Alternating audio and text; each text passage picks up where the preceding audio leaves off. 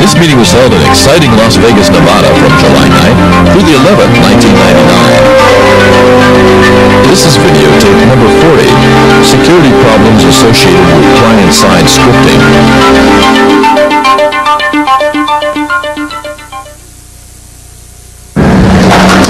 And what we do is we find and we fully disclose the holes that we find in these web servers. So what kind of holes are these? Okay, these are the kinds of holes. By holes, I don't mean hacking into eBay and changing their website, posting up some alternate message. What I mean is gaining access to an arbitrary number of usernames and passwords from the eBay servers or the Hotmail servers, Exciter, Yahoo Mail, or things like that. Okay. And the way that, what we focus on really is not working at the level of networking, okay? So we work a little bit higher. We work at the level of the application itself. So we're not going in and we're not trying to compromise a firewall, okay? We're not trying to gain a root on the server. We're actually taking advantage of holes that are in the web application layer. So Hypertext Transfer Protocol and above the actual application itself. Okay. And we'll see how that's done. And some of our targets have been, like I say, Hotmail, Yahoo, eBay, Lycos, Eudora, a whole bunch of services powered by iNet Address and ExciteMail. So we are going to spend some time talking about Java, JavaScript, VBScript, Shockwave, and all these client-side technologies, okay? Because the way, it's funny, a lot of these large corporations spend a lot of money, a lot of energy, pay a lot of attention to gaining a really secure network. And it turns out that the application itself is inherently insecure, so you don't have to know a bloody thing about networking in order to get in and compromise the system. And frighteningly enough, you don't actually even need to know a lot about server-side, client-side programming. A few lines of JavaScript is all it took to gain an arbitrary number of Hotmail usernames and passwords.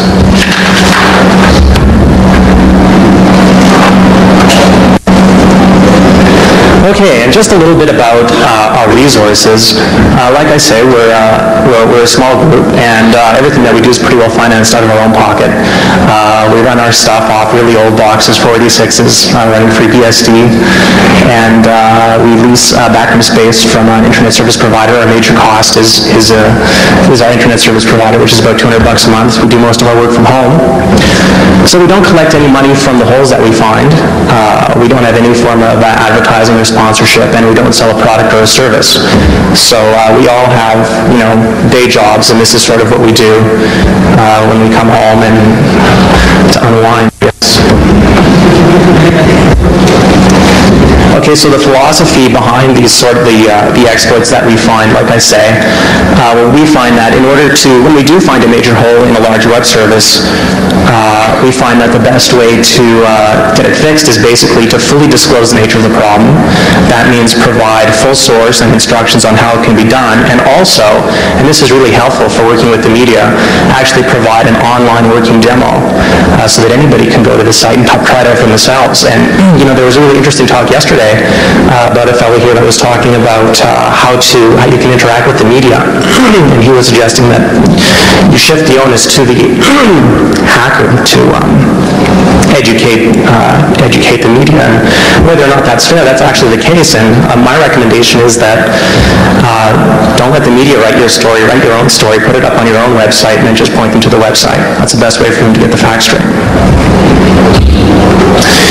Okay, anyway, the net result of finding these holes is that they result in a better web-based service, okay? So the whole point of finding these security holes is to improve the service, not to go out and, bring them down by storing thousands of usernames and passwords in a database and then writing a program that does some funny stuff. Okay, so in the exploits we found, there's been sort of a funny kind of a pattern, a life cycle almost to the exploit. tends to be the same thing over and over again. When you find a hole, and again, I'm focusing on these holes that are accomplished through client-side programming. Generally, the first thing we do is we warn the web-based service that they do in fact have a major security hole, and it's quite common actually to get ignored or banned or just plain refuted, or all three. So the next step, the next thing that we do is we post a working demo on the source code on our website. After that, usually the web community picks up on it. It gets into bug track in the news groups, and the web media picks it up, wired.com and news.com and Slashdot and things like that. And if it generates enough interest, which is usually the case if it's a major enough hole, then the paper media picks it up, a local paper or a national paper, something like that, and it starts getting thrown around the papers. And basically, once the web media picks it up, the online service itself will have a knee-jerk reaction, and they will quickly try and fix the problem overnight, which is a sort of an patch. They realize that there's a major problem, and that suddenly the information is posted out there on the web for anyone to see, and the first thing that they want to do is they want to patch the problem as quickly as possible. So generally, they will put out a patch that specifically targets the demonstration that's been put online, right? Without actually, in many cases, solving the underlying problem. So it's not uncommon for them to release a quick fix and then to be able to compromise that again the next day, which is pretty funny. And of course, the net result is that we all get rich and famous. Well, not really. But it does result in a better product, and we feel much better about ourselves. Okay, so just briefly, I'd like to talk about, just to sort of set the stage for understanding how can it be so easy to gain access to all this data sitting behind ultra-secure firewalls, etc. To set the stage, I'm going to have to talk a little bit about HTML and the interaction between a web client and a web server. Okay, so HTML in brief, let's get this over with in 22 seconds. Just out of curiosity, how many people here actually have worked in HTML? Oh, the vast majority, okay. And I was sort of thinking that you were all networking gurus that didn't bother going up that high. Okay, that's cool. Okay, so in that case, I really can make this brief. As we all know, at its simplest, HTML is a series of tags that's applied to a text in a text document to mark it up so that when it's displayed by a browser, the browser will, to make a long story short, so that the browser will know how to display it, right, how to format it, what images to display, and things like that. So yeah, the browser reads the tags for information on formatting, creating hyperlinks, displaying images, and that's really what a super simple web page is, right? At its heart, the web is all about text and images. At least that's what it was originally, and then the web became more complicated than that, right? Suddenly people, well, actually this was built in from the very beginning, but the web became more complicated because we now had the power to do server-side processing, right? We had the ability to tie the front end into a back end through HTML forms. So that's server-side processing, right? CGI scripting initially. So we could connect the front end to the back end. And then another cool thing came along. Suddenly we found that we could do client-side scripting, right? So using things like JavaScript, Java Applets, Shockwave, Flash, right, and all the stuff that comes in with the plugins, suddenly we had the option to either do processing right in the browser itself, or to transfer all the knowledge or all the data that a user fills out in a form, send that back over to the server, and then have the server do some form of processing and create a follow-up page.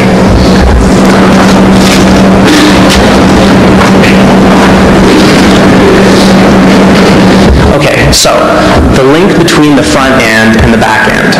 Let's look at that, okay, because I want to focus a little bit on the back end, the server-side programming. The link between the front end and the back end is an HTML form. What is a form? A form is just a collection of graphical user interface elements, right? So things like text boxes, text fields, radio buttons, check boxes, things like that, right? That's a form. And it's implemented as an HTML tag, okay? Now the tag, that form tag that makes those graphical user interface elements also provides other information. Okay.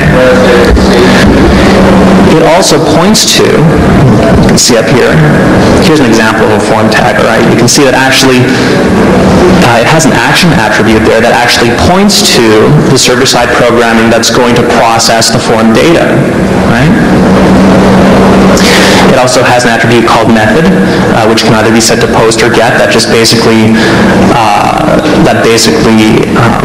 specifies how the data is going to be transmitted to the server.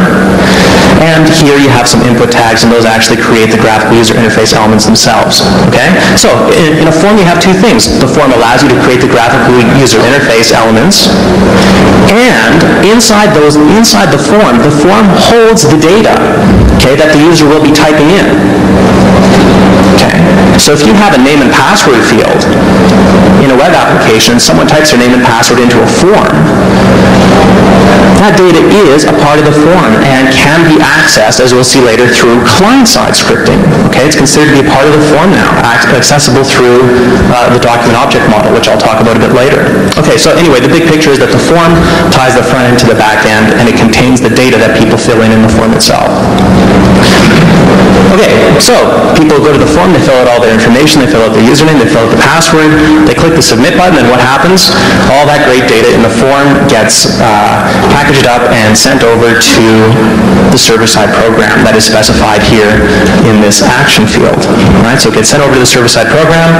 The server-side program takes those name-value pairs, in other words, the data from the form, does something useful, who knows what, and then creates a follow-up page. Okay, we're all familiar with this. I'm not going to belabor the point, but we've all used search engines, right? Many of us have probably used webmail and e-commerce sites. Okay, this is the basic premise behind all that cool stuff. Okay, most of the time you're actually just sending the data over to a server-side program. So, what is the form? The form really constitutes the basis of a web application, right? It's pretty hard to have a web application or a portal site or whatever you want to call it without using forms, without tying the front end to the back end, right? This form will contain user authentication information.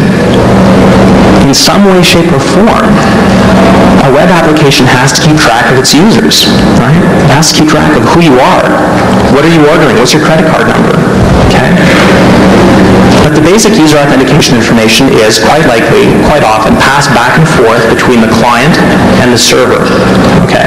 So usually, just by looking at a form and a page, you can pick out a lot of really useful information.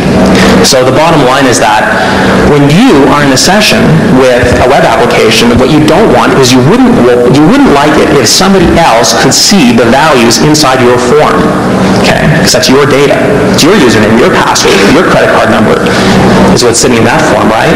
And generally speaking, it would be pretty hard for someone to be able to reach into that form and grab that data out of there because it's on your web page, right? Nobody else has it, just you. Everybody has their own username and password embedded in the form that they get from the web application. So what's the problem? How can there be a security hole?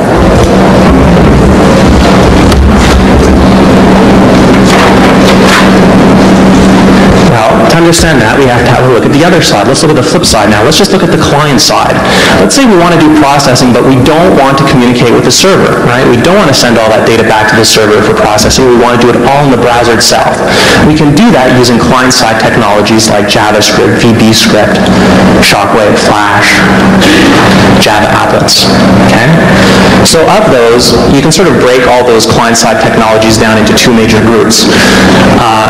In one case, the actual code is sitting right inside the HTML document. Okay, so it's right inside script tags, smack right there in the HTML document itself. Okay, examples of that are JavaScript and VBScript. In the other case, the code that gets the code is not sitting right in the HTML document, but it's actually sitting in a separate file on the web server. And what the browser does is the browser has to go fetch that file, download it, execute it. Okay, so either the code is directly in the HTML document or it's in a separate document, like a class file if it's Java, right? Okay. Okay, so which of these, out of these two categories, which is the most powerful? Which presents the biggest threat? Well, they all present a threat. We've shown holes with both kinds of client-side technologies, but generally speaking, category A is more powerful. Okay, category A has more direct control over the document object model, has more control over being able to manipulate the different aspects of an HTML document. Okay, so JavaScript and VBScript are generally more powerful. And of those two, JavaScript is more powerful simply because it's supported in more browsers. Okay, JavaScript is supported in both Netscape and Internet Explorer, although I'm sure Microsoft is calling it JScript or something ridiculous like that. Oh, already seen that one?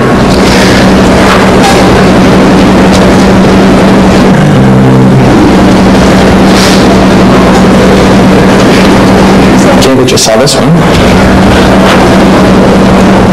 Okay, so how powerful is this JavaScript anyway? What can it do? What can it not do? Okay, well first it's fairly powerful, so let's start with what JavaScript can't do. Okay, JavaScript cannot reach into the local file system. Okay, and this is what, I know that you can use JavaScript to set cookies and stuff, but in general, JavaScript cannot reach into the local file system. So you don't have to worry about downloading somebody's HTML page and having a rogue JavaScript applet or a rogue piece of JavaScript that's going to go deleting your hard drive. Okay, JavaScript can't reach into your local file system.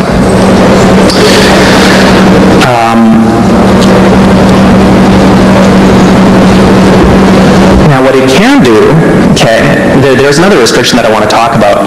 How many of us, well I suppose that if many of us are familiar with HTML, we're also familiar with framed documents, right? So that's when you go to a website and the website is broken up into frames.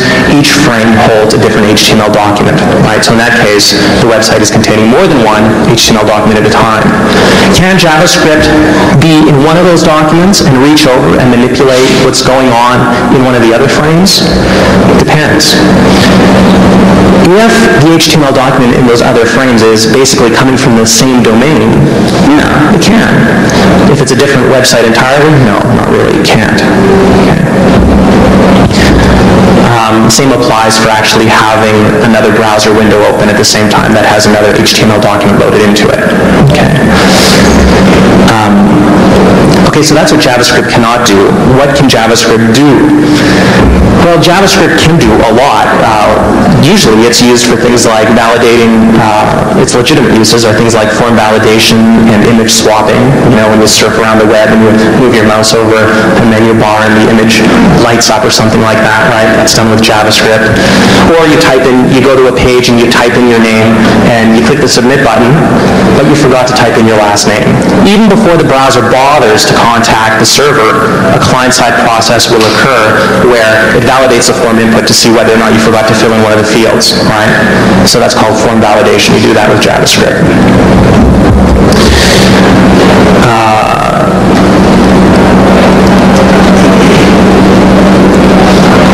Now, what makes JavaScript powerful is that we can open up a sort of HTML document for output. So it can write arbitrary text to the browser. So it can create a follow-up page, right? It can dynamically create an HTML document. Okay. It can also look around in the HTML document that it's embedded in. Okay. So it can, if there's also a form on the same page as the JavaScript, or even in a separate frame that it has access to, okay, the JavaScript can reach right into that form and pull out whatever data is in that form. Okay? So JavaScript can suck the data out of a form. Now, so far, it still isn't clear how this could compromise security, right? Because the JavaScript is on your page, the form is on your page, right? Or the page of an internet service provider. So why would anybody write JavaScript to compromise their own form? Well, let's see what the problem is.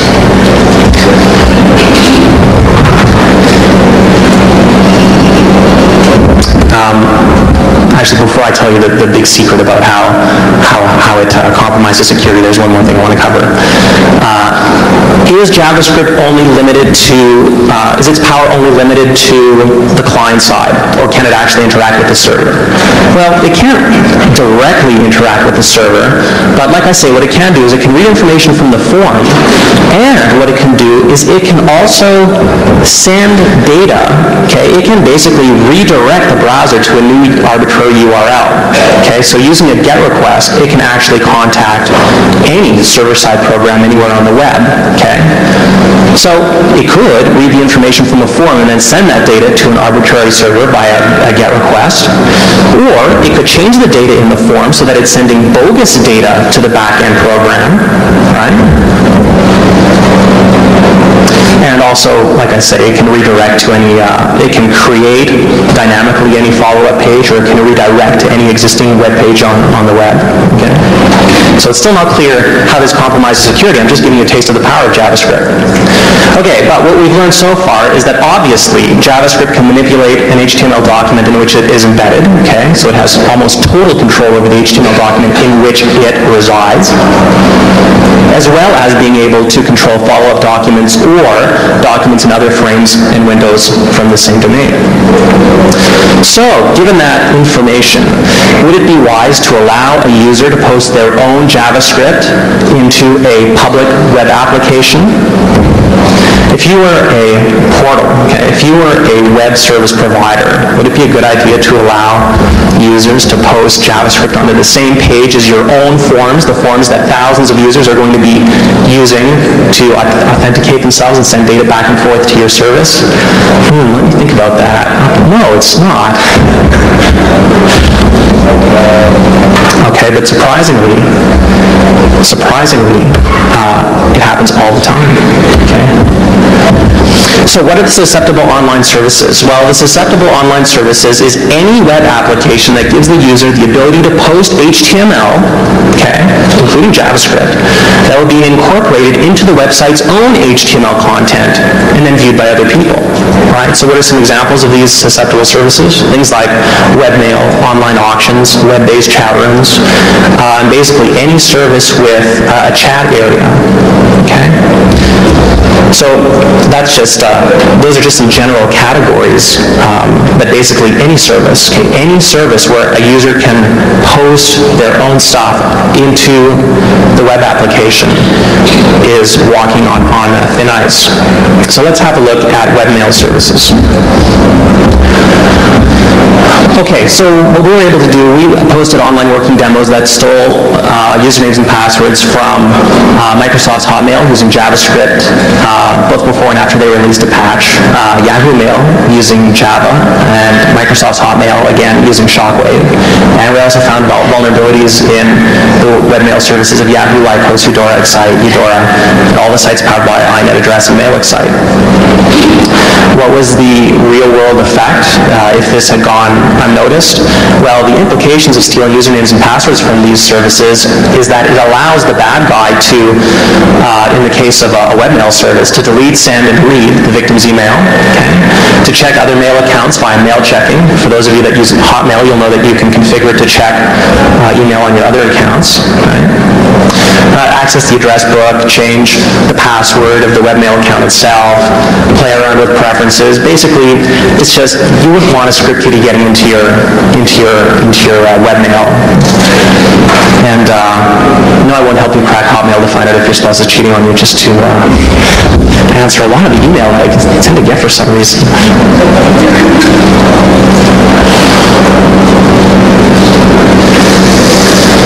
Okay, so how does it work? How is it that a large webmail service, how is it that posting JavaScript can affect a large webmail service? Okay, here's one example of an algorithm that illustrates the problem. Okay, so imagine that you've logged into your Hotmail or some other webmail account, right? And you send someone an email, okay? And in many of these webmail services, you're allowed to use HTML to make your email a little more interesting, right? Maybe you want to send an image, right? Maybe you want to include a shockwave or something like that. So many of these webmail applications will allow you to include HTML. So imagine that your email, your webmail, actually contains some script tags with some JavaScript in it. Okay, so you send it off to the other person checks their webmail, and what happens when they view the page? Well, the JavaScript starts running, and the first thing that it does is it sucks the authentication information from their form, okay? Then it goes and it changes every hyperlink in every frame to point to a different server-side program, not Hotmail, for example, but instead your own server-side mailing program, okay? To be more specific, you're pointing to a server-side mailing program and you're including your own query string, okay? Your own information that you're going to send to the server-side program. And what information might that be? Well, in a worst-case scenario, it could be that authentication data, right? The username and password, for example.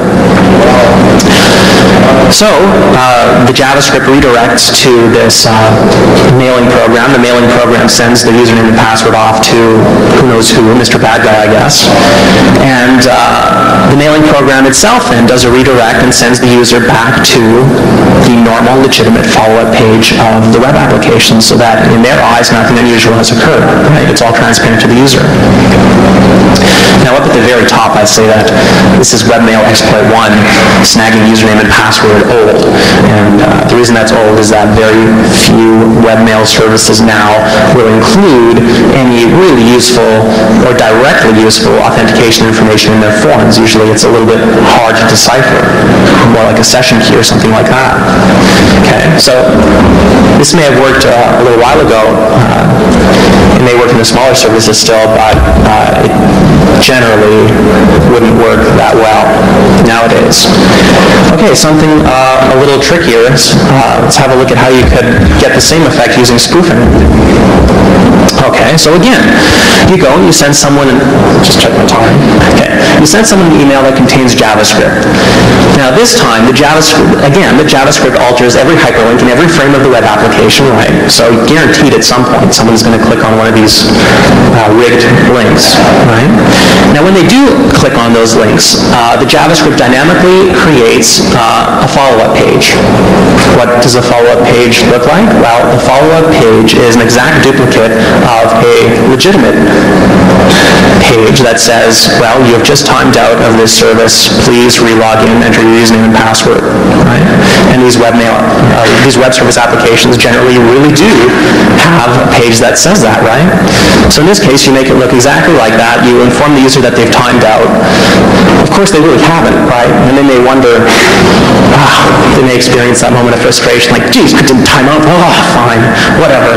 And then they go and they type their username and password back into the form which you conveniently provided. And of course, that form is of your own engineering. And where does it point to? Well, again, it points to, let's see, in this example, what does it do? So in this case, once you've gone that far, really, it's in your domain, right? So you can do whatever you want with it. You can redirect to a server-side mailing program, mail it back to the bad guy. This is not so old. This is,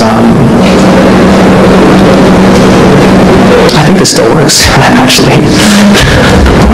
We pointed this problem out in Microsoft's Hotmail service, and they came up with a couple patches, but as far as I know, it still works for their... You can actually send data in the message body of an email, but it still works as an attachment using, not using JavaScript, but using another client-side technology, which I'll leave you to figure out what it is. Okay, example 3. Here's another twist on on the same theme. So let's say that the web service provider finally catches on and they say, hey, wait a minute, this JavaScript is bad news. That's it. I am filtering out JavaScript. So fine, they filter out their JavaScript. Does that mean that the web application is now secure? Actually, no. Okay. What happens happens is, it turns out that you can do the exact same thing, using a slight twist, you can do the exact same thing with many client-side technologies, okay? So let's have a look at how you can do it with applets. In this case, you send someone an email containing a Java applet. What does the applet look like? Well, it doesn't have to look like anything, right? It can just be a 1 pixel by 1 pixel applet that is white on the white background so the person can't even see it. It doesn't have to be a visible applet. Okay? So obviously the user receives your email, they receive the applet, and the applet starts running, and what does the applet do? Well, it turns out that applets have a method available to them that can actually load our HTML documents into a specific frame of the frame set. I think it's called set applet context or something like that. So the applet itself has the ability to load an arbitrary HTML document into a different frame. Okay? So what does the applet do? Well, it loads now, for those of you that are familiar with webmail service, you'll know that it's a framed environment, right? On the left-hand frame, you have your control panel, right? It's like, compose new mail, check mail, whatever, all these options. And the right-hand frame, you actually have the email messages themselves, right? So what does the applet do? Well, the applet goes into the left-hand frame, the frame that contains all basically the control pad for the mail service, and it replaces it with the bad guy's own HTML document, which, lo and behold, is an exact duplicate of the control panel, okay? But of course, it's been engineered to do something slightly different. This new control panel is engineered so that every single link on the control panel basically is a link to load, guess what, a timeout message into the right-hand frame. Again, from the bad guy's own mail server, right? Obviously, that page is totally under the control of the bad guy, and whenever the user enters their own re-login information, it's sent right back to the bad guy. Now, it turns out you can also do the exact same thing with Shockwave. Now, the interesting thing here is that in the eyes of the browser itself, no security violation is going on with JavaScript, right? Because where is the JavaScript? The JavaScript is in an HTML document that's actually being served out from the web service itself. As far as the browser is concerned, that JavaScript is Hotmail's JavaScript. It has free reign to go into any frame, change whatever it likes, alter the forms, right? And why? All because the webmail services allow people to post up their own JavaScript, which then gets incorporated into their own page. See, that's the problem. Once that JavaScript is incorporated into their page, it has free reign.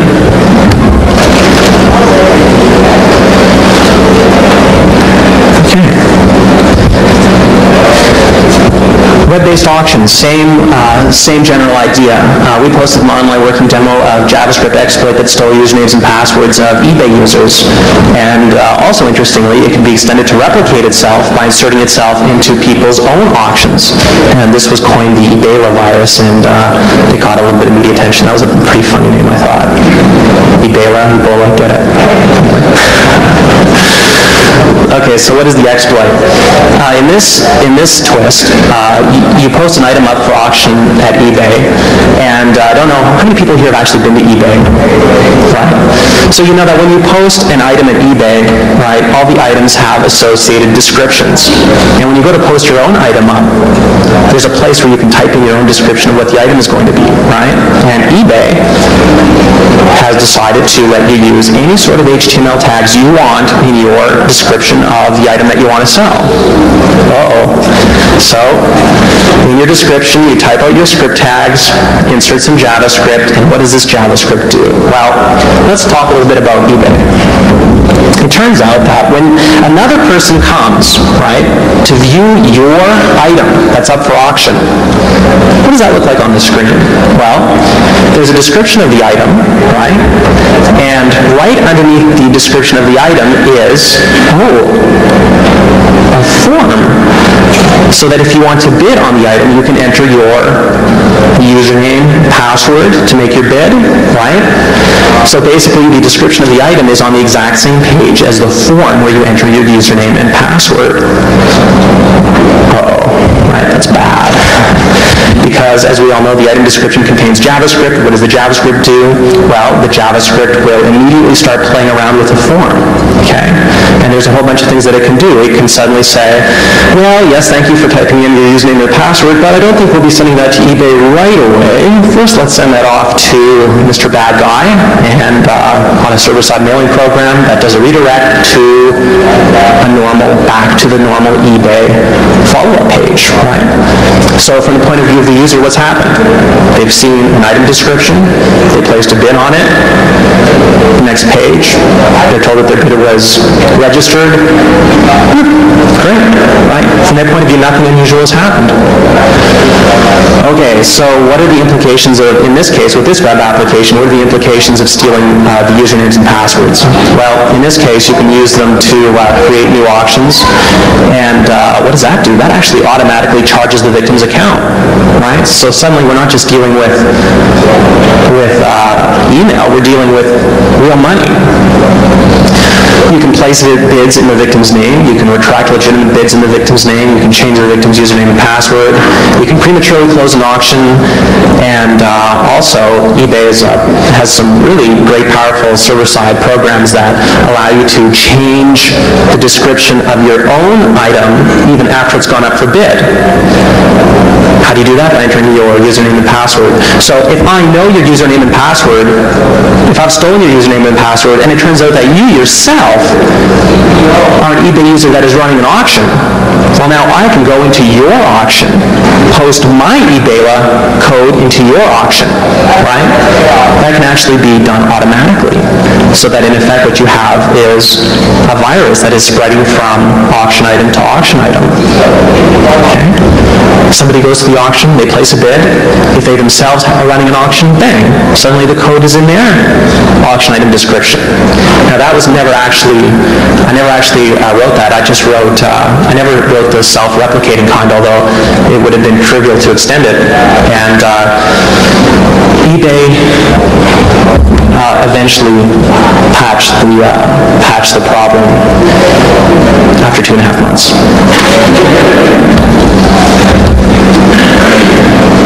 Okay, so that's the bad news.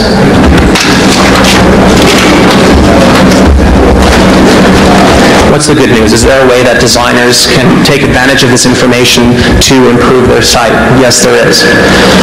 Okay, if you're running a kind of a web service where users must be allowed to post their own HTML content to public areas, okay, especially to public areas that contain forms, right, then you should take the following steps.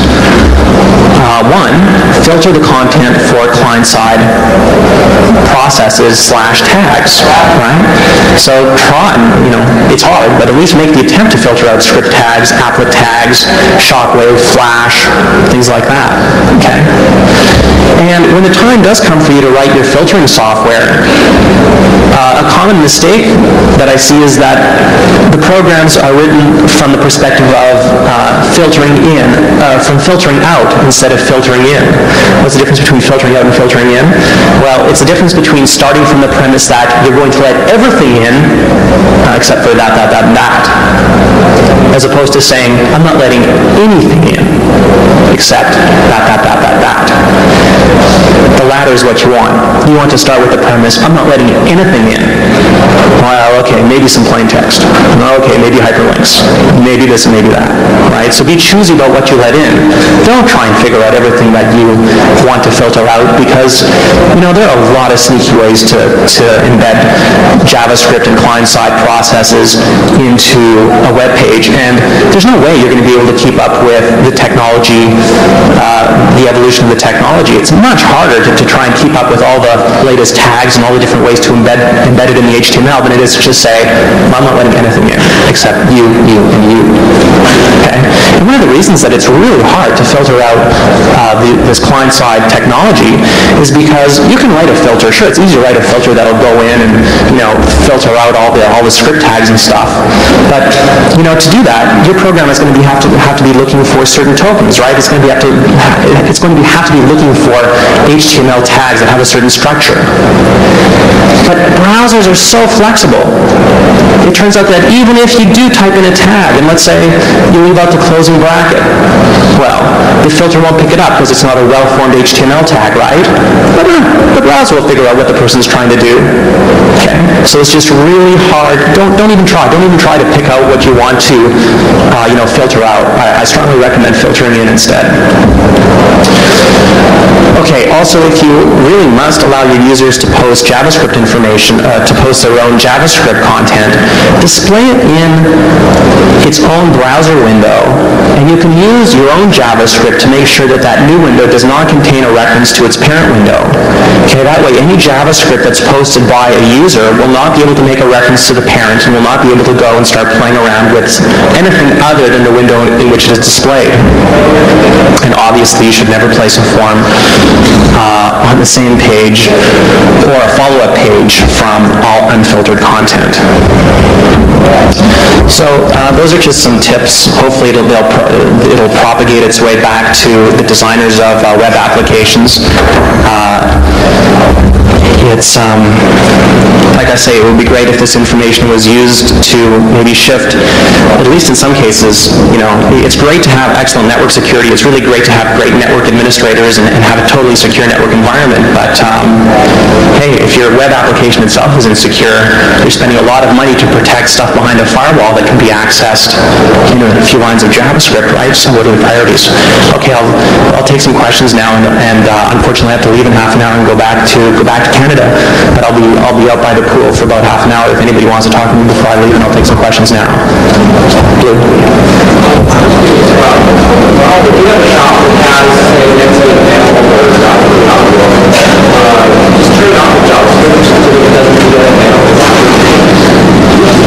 Well, when I say the web, I'm talking about webmail applications, right? So I'm talking about things like Hotmail and stuff like that. Now, there is also some ability to tinker around with things like Outlook and stuff. If you can shut off JavaScript, I mean, if you're paranoid, yeah, turn off JavaScript, but JavaScript isn't the only problem, right? Yeah.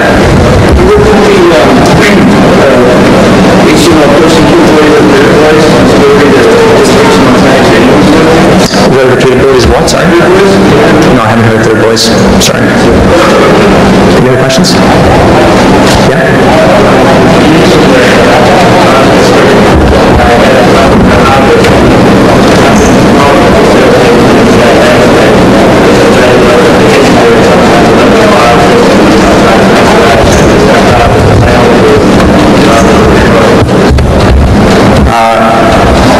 Could you either say that louder, or could someone in the front repeat that so I could hear the question?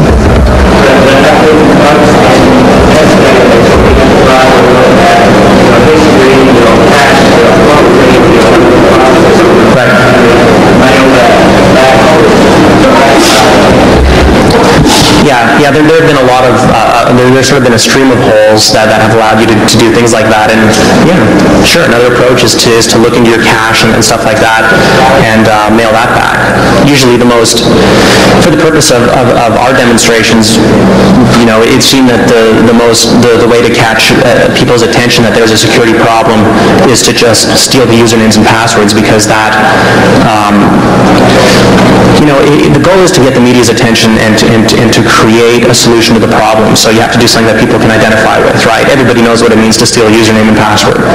But yeah, obviously, this isn't the only thing you can do. You can use this. If you're a designer of a web application, you want to patch this because, I'm sure there are much more creative ways to do bad stuff than I've been able to show up on with my overhead. Yeah.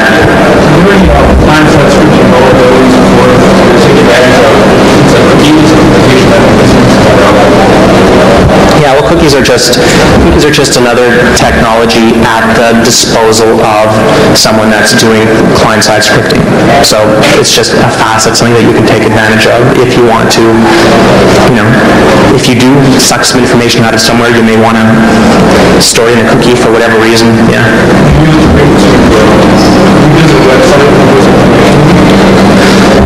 Cookies in and of themselves are not inherently dangerous. they're just a tool. There's nothing particularly inherently dangerous about a cookie. Okay, I guess I'm running out of time, so thanks a lot.